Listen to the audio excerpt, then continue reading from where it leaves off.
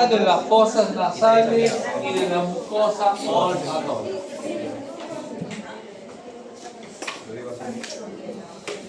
Lo primero que tenemos que recordar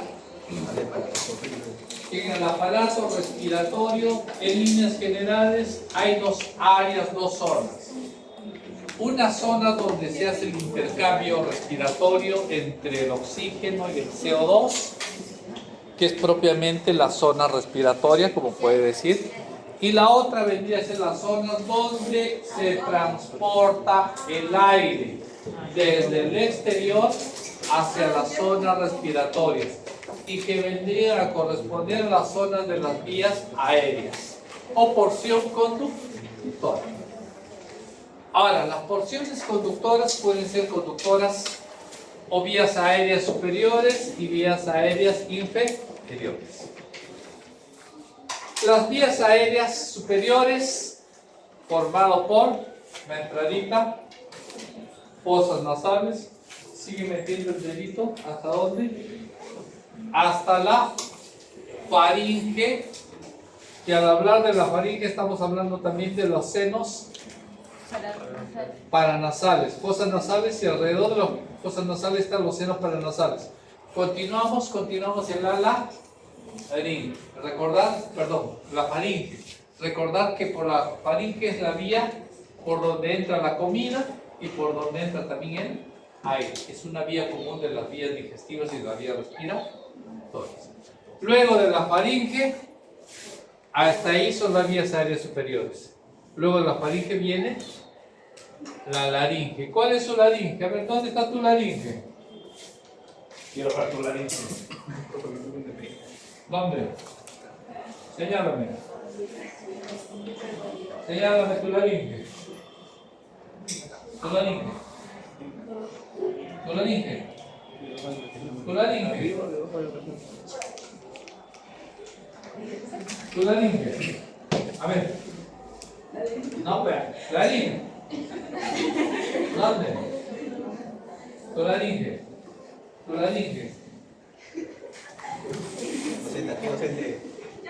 Por acá, digo.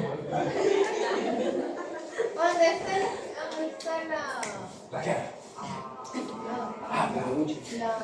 la espinita? Hay una Bueno, antes se veía mejor mi laringe.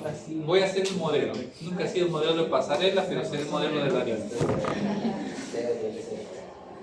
¿Ven esa casita que sube y que baja? ¿La ven? Ah, para su lado.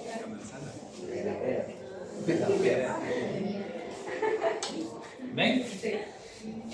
Eso. Ya más tarde. Eso vendría a ser la ala. La llamamos también la manzana de Adán, ¿verdad? La que las niñas nos dejaron en algún momento. Y por eso se llama la manzana de Adán. Hicieron, profesor. Nadie les fue obligado. Nadie le dijo toma y come. Porque pudieron haber tomado la decisión, porque uno tiene decisiones propias. Pero decidieron comer. Bueno. ¿Para todo el salón? Yo como bastante cacho. Ya saben. A ese nomás se le pide. Ahí nomás. ¿Ya?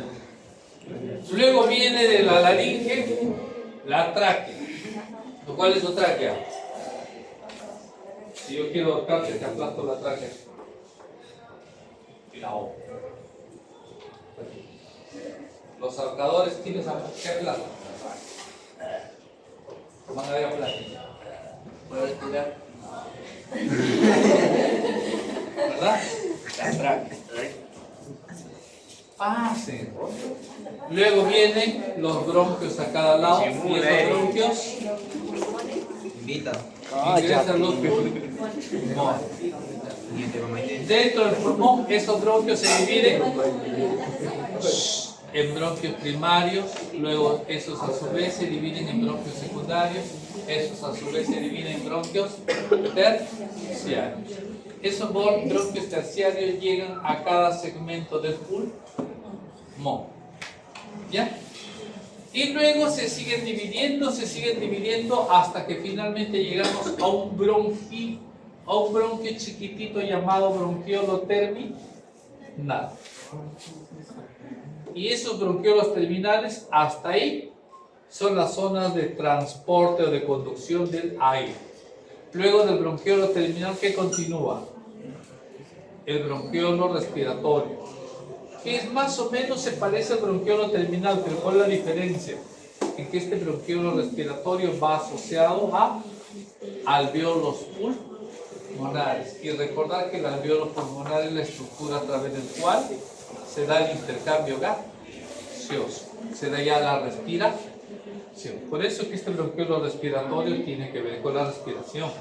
Y este bronquiolo respiratorio se continúa en los conductos alveolares. El conducto alveolar es un conducto donde desembocan también los alvéolos. Por lo tanto, tiene que ver con la respiración. Y recordar que los alvéolos se continúan con los sacos alveolares. ¿Qué es el saco alveolar? Un conjunto de alvéolos. Ese conjunto de alvéolos se llama saco alveolar. Todos ellos tienen que ver con los alvéolos. Y recordar que los alvéolos son las zonas donde se da el intercambio de gases. Vale decir, corresponden a las zonas respiratorias.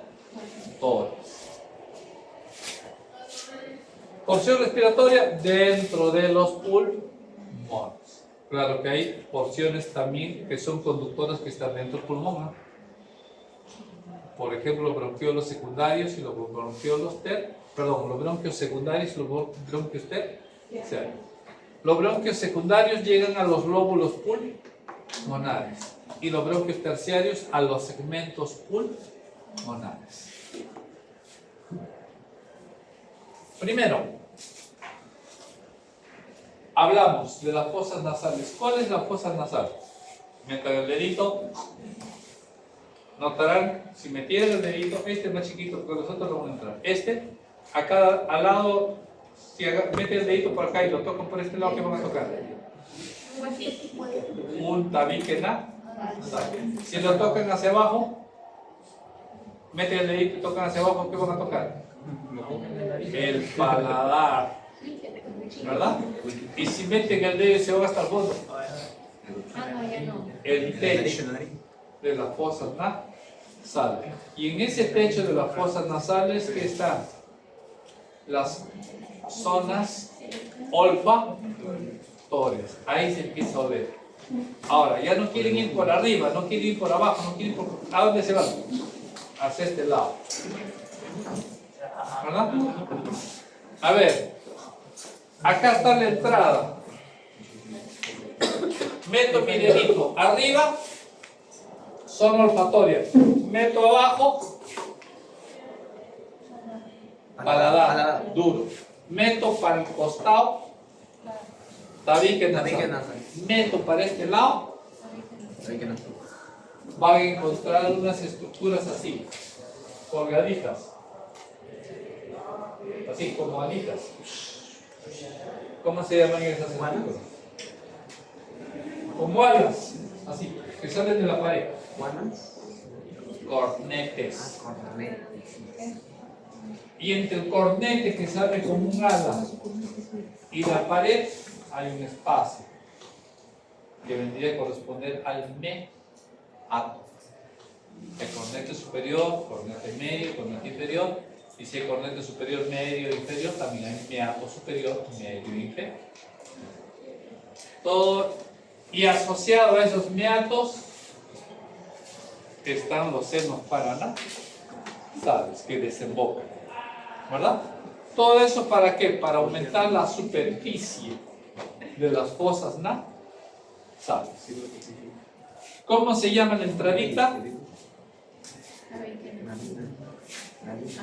Narina. Vestíbulo nasal o Narina. narina. Si van hasta el fondo y empiezan, porque se puede entrar, ¿verdad? De las fosas nasales a la faringe, ¿verdad? ¿No? Sí. ¿Qué pasa cuando vomitan? Se le sale todo. ¿Por dónde sale? Por la boca, pero también sale por la nariz, ¿verdad? Porque de la faringe la comida se basa en las fosas nasales y si tienden al arrocito por ahí, ¿no? Un arrocito nomás. Un choclito. Un choclito por ahí. Addison, ¿qué se olvida? Pasa. Ahora, ¿cómo se llama esa zona que comunica la fosa nasal con la laringe? ¿Es el límite? ¿Cómo se llama? Con anas. Así como la entrada del exterior a la fosa nasal se llama narina o vestíbulo nasal, la coana vendría a ser esa zona que limita la fosa nasal con la faja. Seguimos. Ahí lo tienen, una imagen que más o menos nos va a evidenciar las estructuras que vamos a tener. La nariz está formada por la pirámide nasal, ¿cierto? Hay pirámides nasales tan hermosas como esta. Tienen una figura colosal. Fosas nasales, que ya sabemos por dónde está y cuáles son los límites, pecho, pared y todo lo demás. Senos paranasales, que son las cavidades que se encuentran en los huesos y que desembocan en las fosas nasales. Algo que tenemos que decir en relación a la pirámide nasal, que está formada por... Me gusta cómo saluda. Perdón, ¿puedo entrar? Perdón, ¿puedo sentarme?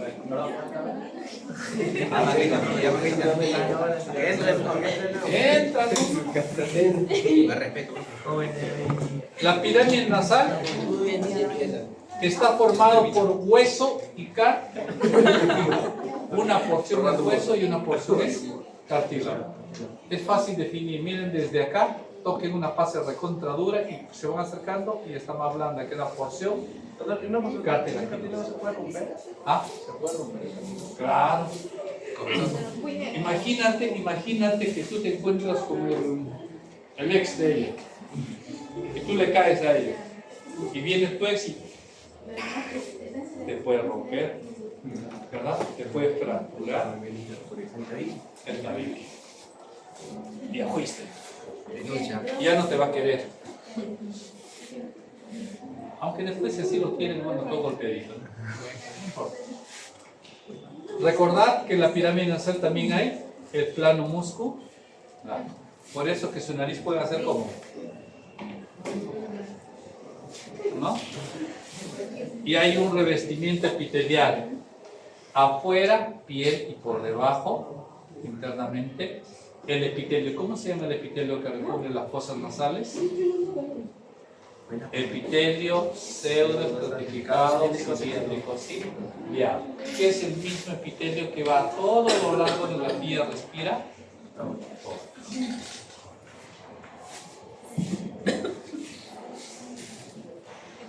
A ver, como connotación de lo que estábamos hablando, el esqueleto osteocartilaginoso está formado por los huesos propios de la nariz, las ramas montantes o ascendentes del maxilar, la escotadura nasal del maxilar, los huesos unguis y por último la espina nasal anterior constituida por la articulación anterior de la apófisis palatina del maxilar.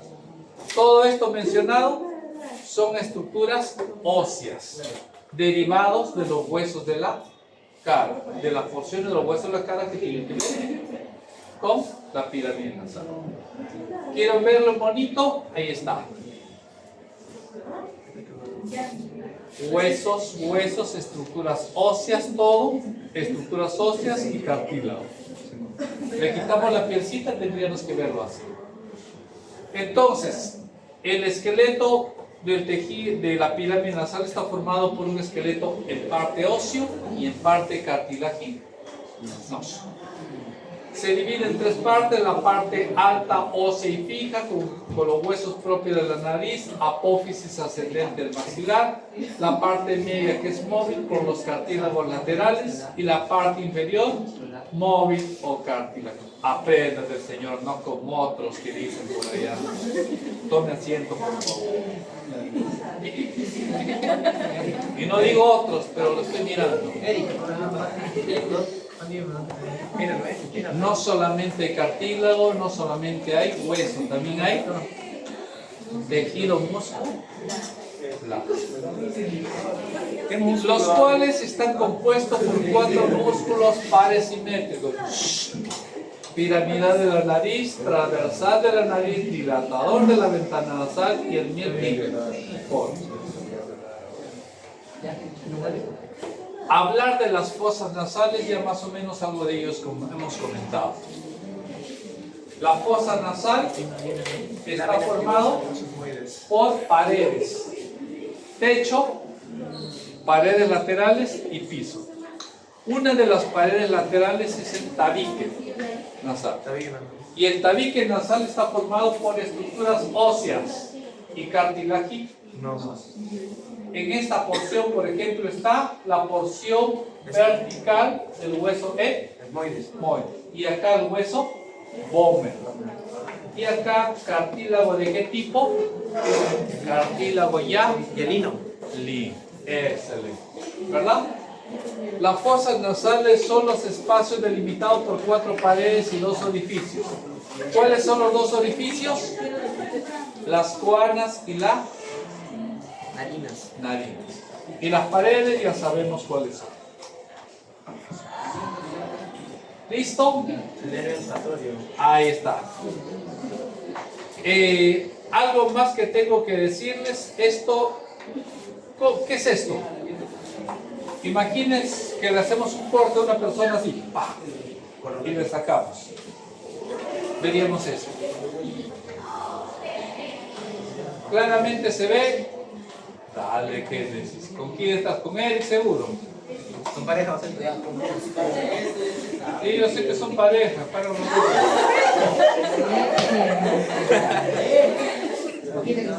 A ver, vemos las fosas nasales, la parte central del tabique, ¿verdad? La parte lateral, miren, ¿qué cosa era esto? Los cornetes, las prominencias como alitas.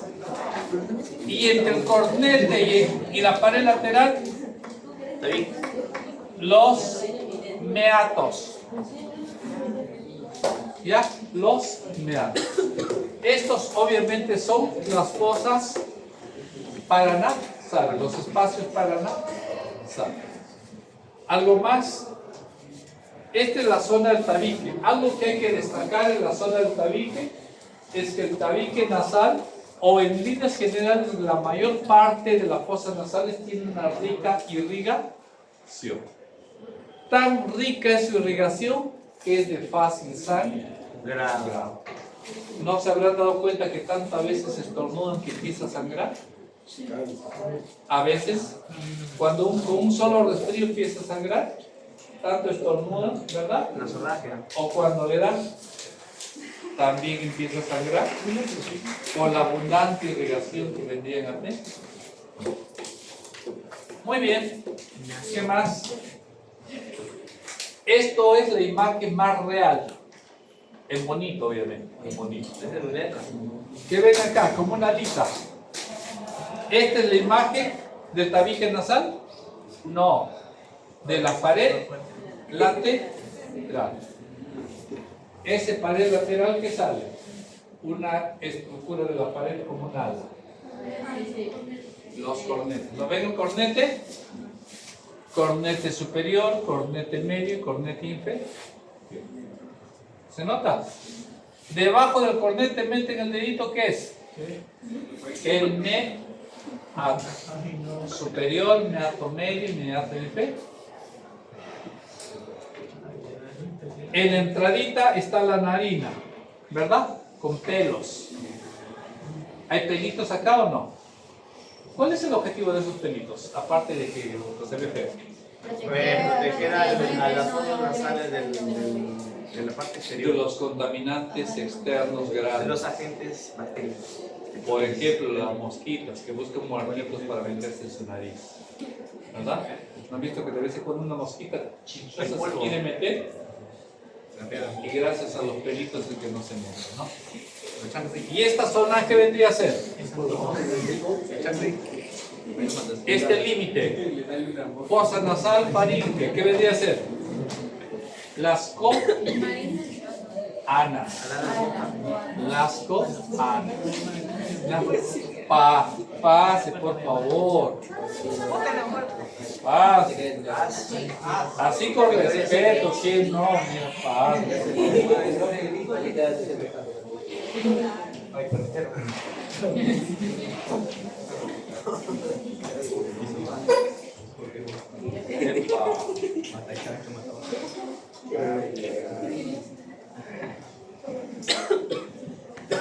Está de más que les diga que este es el paladar duro, ¿verdad? Formado fundamentalmente por maxilar superior y el hueso palatino en la parte posterior, que separa fosas nasales arriba, cavidad bucal, la parte inferior. Paredes externa, superior, techo, interna, tabique, bueno, eso ya le hemos hecho una referencia y que más o menos se logra visualizar en esta gráfica. Pared externa está formada por 6 huesos: el etmoides, el cornete inferior, maxilar, palatino, esfenoides y el unguis. Cabe destacar de los 3 cornetes superior medio, el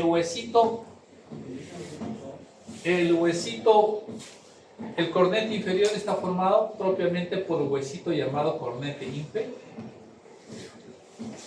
¿Ya? ¿Qué más? Ahí, ya está. Seguimos. Pared superior es una especie de canal en distintas direcciones y con aspecto semilunar. Por delante atrás se puede diferenciar en el techo 3 zonas anatómicas delante hacia atrás: zona anterior o frontonasal, zona media o etmoidal, zona posterior esfenoidal. Estas zonas, obviamente, del techo va a depender de qué hueso esté asociado a dichas zonas. La parte posterior del techo de la fosa nasal está dado por el esfenoides, la parte media por el etmoides y la parte anterior por el hueso frontal. Cabe destacar que el hueso etmoidal es el que tiene los huequitos en el techo. En esos huequitos, a través de esos huequitos, ¿qué cosa va a pasar? A través de esos huequitos van a salir nervios de las fosas nasales, que van a llegar ¿a dónde? Al nervio olfativo. Recuerden que la fosa nasal sirve para la olfacción. ¿Dónde se encuentra el área olfativa de la fosa nasal? En el techo principal. Pared interna o tabique consta de lámina perpendicular, cartílago cuadrangular, el hueso tabique, el nasal y el bofito. Los cornetes superior, inferior y medio. Recordar que el cornete superior y medio fundamentalmente son dependientes del hueso etmoides. En la pared, la parte inferior o piso de la fosa nasal, constituido por un tabique óseo horizontal bastante grueso y resistente que forma las láminas horizontales de los maxilares separados de la cavidad nasal y la vocal, tiene forma de un desfiladero horizontal poco profundo y de superficie lisa. Es más ancha en su parte media que en sus extremos y un poco más corta que el techo. Por su parte anterior se eleva un poco y por atrás se continúa con el velo paladar, que es la continuación del mismo. Lo que habíamos comentado: maxilar superior y hueso palatino.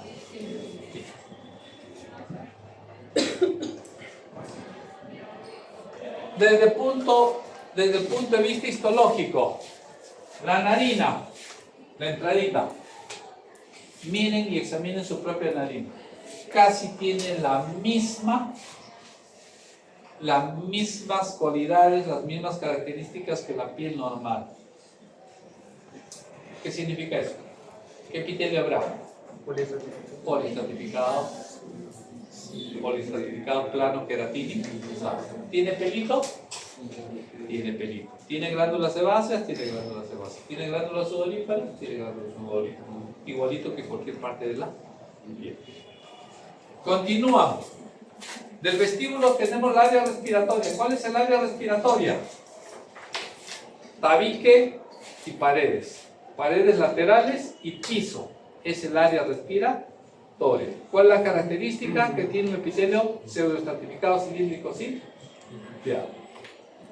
Techo es la porción olfatoria, pero también tiene un epitelio pseudoestratificado cilíndrico ciliado, pero más que ciliado tiene terminaciones nerviosas. Ya tiene terminaciones nerviosas que captan los diferentes olores. En la región respiratoria tenemos el epitelio respiratorio, que ya sabemos cuál es. ¿Para qué sirve ese epitelio respiratorio? Para entibiar, humedecer y filtrar el aire inspirado.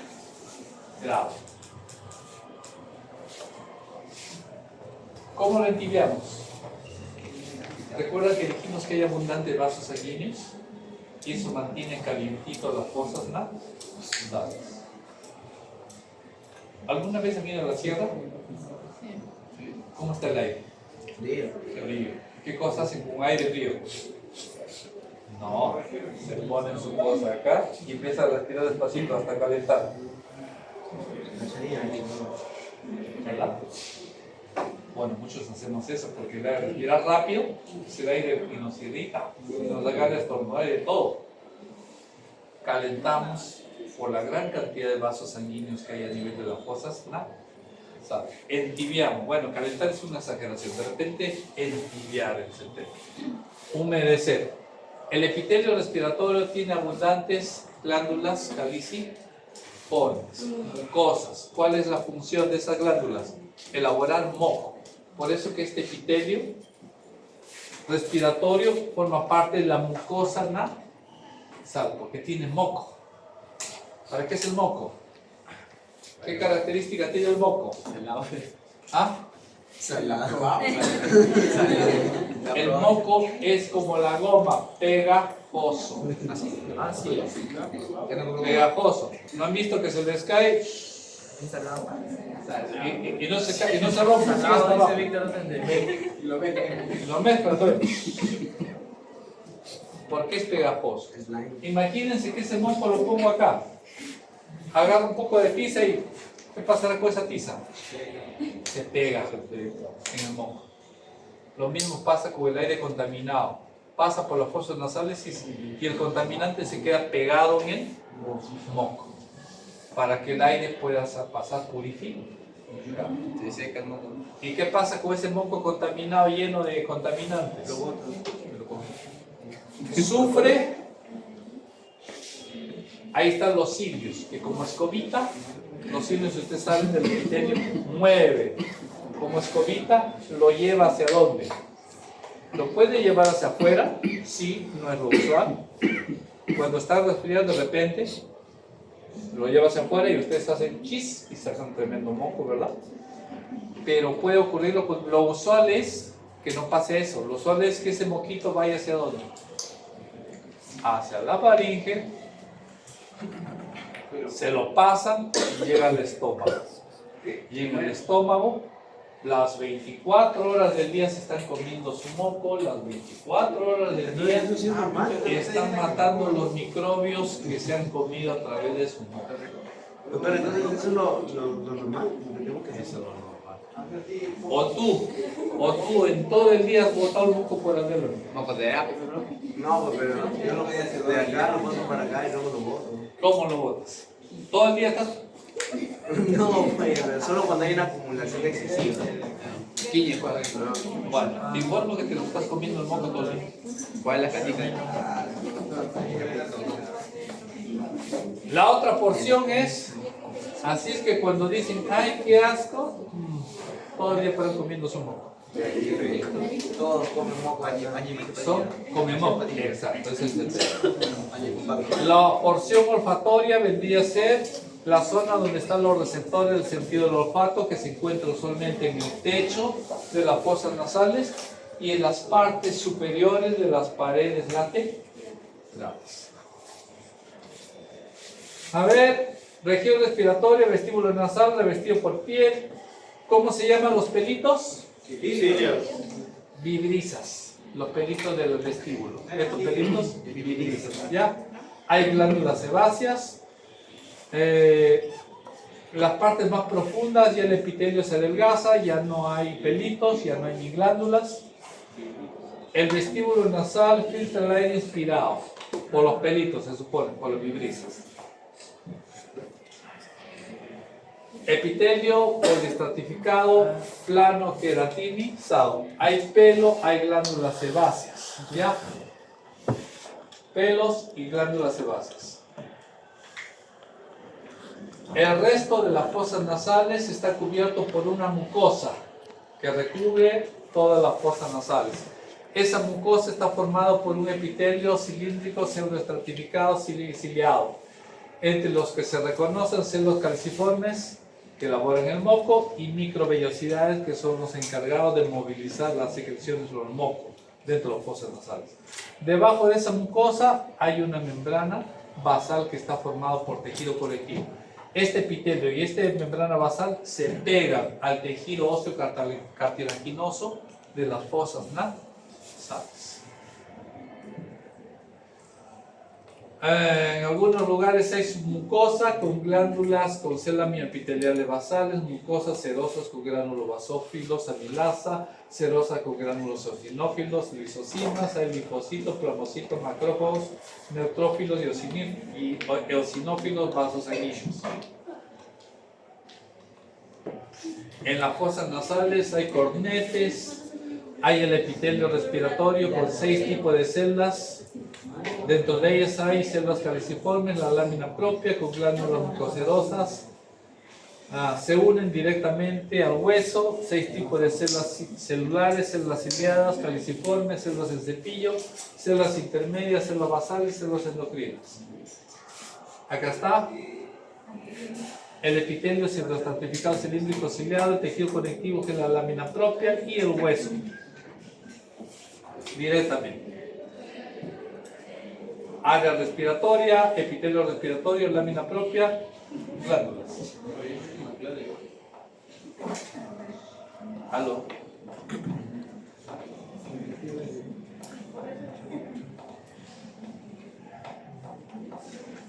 En la universidad San Juan a las 5, ¿podría ser? Me lo trae. Ya, me avisa.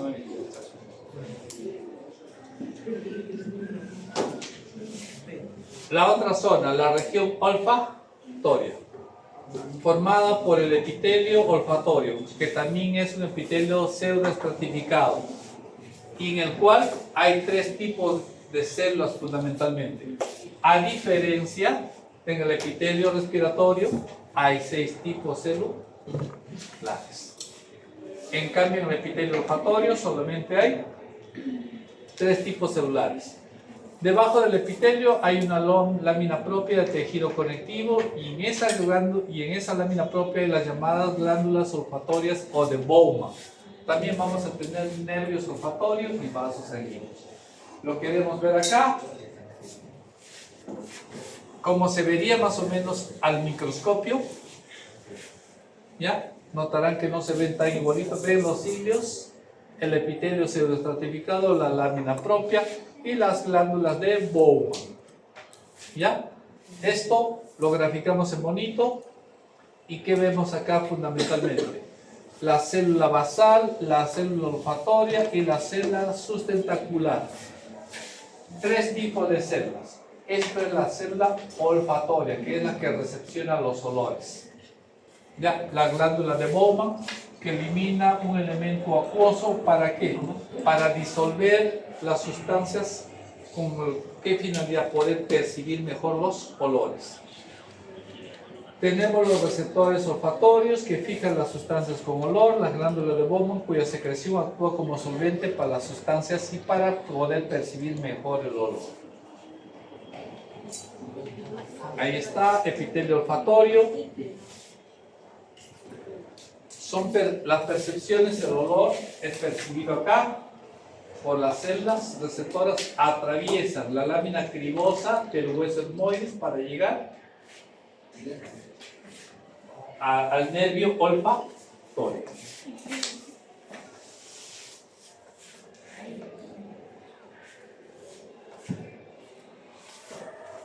El epitelio olfatorio está formado por células de sostén, células basales, células sustentaculares. Más o menos esa es la percepción que vemos. Lo mismo el nervio olfatorio.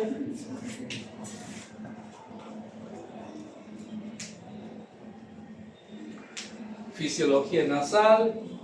La función ventilatoria, las fosas nasales regulan el volumen de aire inspirado y lo acondicionan. El pasaje del aire de la nariz se lleva a cabo por 3 columnas a través del meato medio, inferior o corriente ventilatoria secundaria va por el meato inferior. Superior, también llamada corriente olfatoria, es una pequeña columna de aire que lleva al meato superior, estimulando a su paso el aire olfatorio de Schultz. Una pregunta. Cuando ustedes quieren percibir un mejor olor, ¿qué cosas? Quiero oler a qué huele. ¿Para qué hacen eso?